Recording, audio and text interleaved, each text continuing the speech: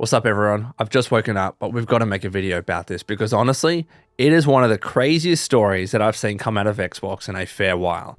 According to a journalist on Xbox Era, apparently Microsoft is planning to bring Starfield to the PlayStation 5. Let me just repeat that for you because I'm not quite sure you heard me correctly. Microsoft is planning to bring infamous Xbox exclusive Starfield, literally Bethesda's biggest launcher game of all time, has sold so many millions of Game Pass subscriptions. Microsoft is planning to release it on their biggest competing platform, the PlayStation 5. Did I just wake up in an alternate universe? Like, what the hell is going on here? I'm going to go through this article, tell you everything you need to know, and then I'll go into my thoughts because I have a lot of thoughts. And let me be clear, all right, I even brought the bloody controller. I have a PlayStation 5. Personally, I don't care. I don't care that people potentially are going to be able to play this Xbox exclusive, right? It's no sweat off my back. I literally do not care. What I don't understand is Xbox's strategy anymore. I really don't. I made a video about this with Hi-Fi Rush recently, and I was like, yeah, it's just Hi-Fi Rush. It's fine. Maybe it didn't sell enough. This is Starfield, your biggest exclusive. Anyways, let me go into this article. It is in the description below. It is titled, Exclusive, Microsoft Plans Starfield Launch for PlayStation 5.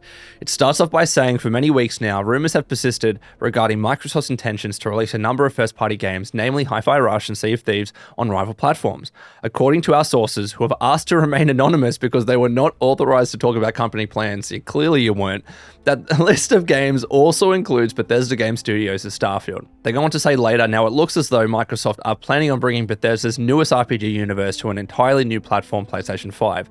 According to sources, we understand that currently Microsoft are planning a launch for Starfield on PlayStation 5 post the release of the already announced Shattered Space expansion for Xbox and PC, which is on target to arrive at some point later this year. We've also been informed that Microsoft have made additional investment into PlayStation 5 dev kits to support ongoing development efforts, adding further fuel to the fire. As the already existing rumors have suggested, the idea of bringing first-party titles to competing console platforms marks a massive change in strategy for Microsoft, and from what I understand, it's not been without fierce internal debate on this new direction.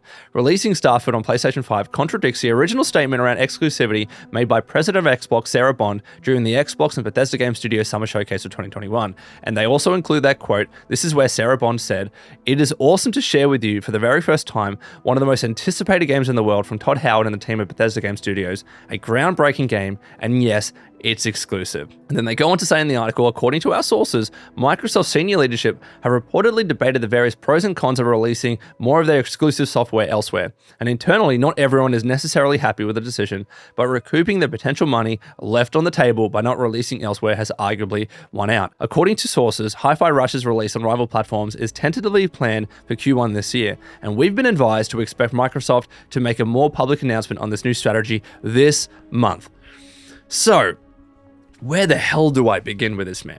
As I said, I made a video about Hi-Fi Rush recently, right? About the rumors that that game could be coming to PlayStation and to competing platforms, including Nintendo Switch, mind you. Now, I don't think Starfield was going to be able to work on the Switch, but that's beside the point. When I talked about Hi-Fi Rush potentially coming to competing platforms, I thought that that could make sense because, yeah, maybe Hi-Fi Rush didn't sell all that well. It wasn't one of Xbox's biggest AAA exclusives, right? It was arguably a smaller game. It was a shadow release. It did really well for Xbox at the time, but as the days have gone on, as the weeks have gone on, maybe they realized they didn't recoup enough on the investment that they would have liked. Maybe they wanted a bigger margin on that game. Maybe Tango Gameworks, responsible for the game, asked Xbox for a favor and said, hey, can we release this on other platforms because it didn't sell as well as we would like? Or maybe we didn't make as much money from it because it was mainly picked up on Game Pass, right? So when it came to that game, I was like, you know what, that makes sense. It didn't necessarily concern me or worry me or anything. But this is Starfield, right? This is literally Xbox, one of your biggest exclusive games on the platform. You acquired ZeniMax for $7.5 billion. And now I'm not going to say, oh, you just acquired them for Starfield. Of course you didn't. You acquired them for their talent, for their studios, for their IP, for Elder Scrolls 6, for Fallout 5. There are some really big titles out there that are much more important than Starfield, let's be honest here. But Starfield was absolutely part of the equation. Starfield was going to be one of your biggest exclusive launches on Xbox for this generation, for Series X and S. What is going on here? Yeah, I understand some games going to other platforms, but you've got to keep some of your biggest titles exclusive. Because why the hell would people want to buy an Xbox anymore? I'm so torn about this. Like, what the hell? I don't even own an Xbox. And I'm like, I'm sorry. I feel really bad for those of you on Xbox that can only afford one platform. And you're like, well, why the hell have I bought an Xbox? Why didn't I buy a PlayStation? Because clearly they're eventually going to get all these other Xbox exclusives. And at the same time, I can enjoy all these PlayStation exclusives that will never, ever, ever, ever come to Xbox. PlayStation, Sony, they wouldn't just never do that. Nintendo would never do that either. But Xbox has completely changed their tune.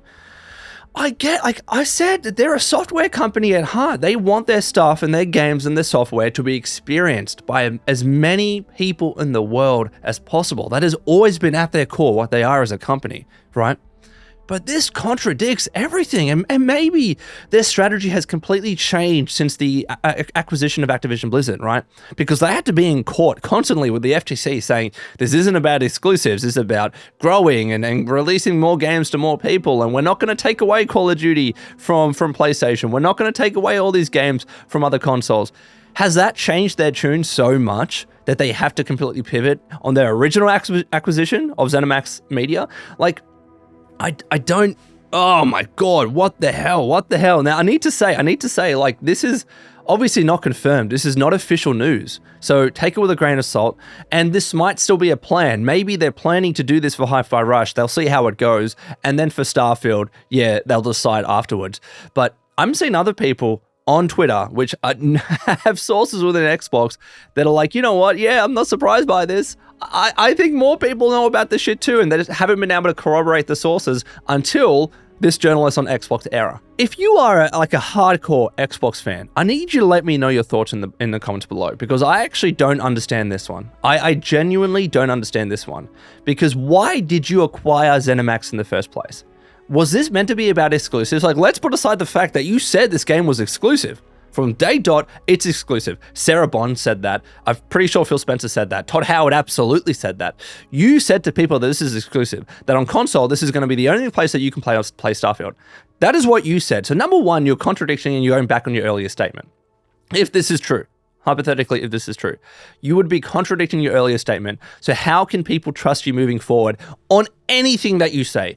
Anything, whether it's this game is exclusive or we're doing this or doing that, how can people trust what you say publicly anymore? Plans obviously change, but that was a very definitive and firm statement. Starfield is Xbox exclusive and it's staying that way, right? How can people trust what you say? That's number one. But number two, what is your strategy now? Are you literally just never going to sell consoles anymore? Have you given up that fight? Because I think you need to be super clear about this. If they are announcing this month, great, because a hell of a lot of clarification is needed. It was needed when people were thinking, oh, is Hi-Fi Rush exclusive? And it was needed when people were wondering if Sea of Thieves was exclusive.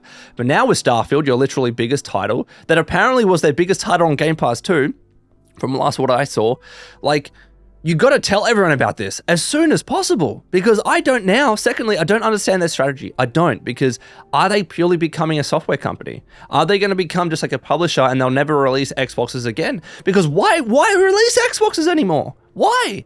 Like, are they going to that future where everyone that has a TV is going to be Game Pass available on there? Everyone that has a phone, you can play Game Pass. And all your games, your Xbox exclusives, eventually going to come to PlayStation and might come to Nintendo if you can support it. Because if that is your strategy, why have an Xbox console anymore?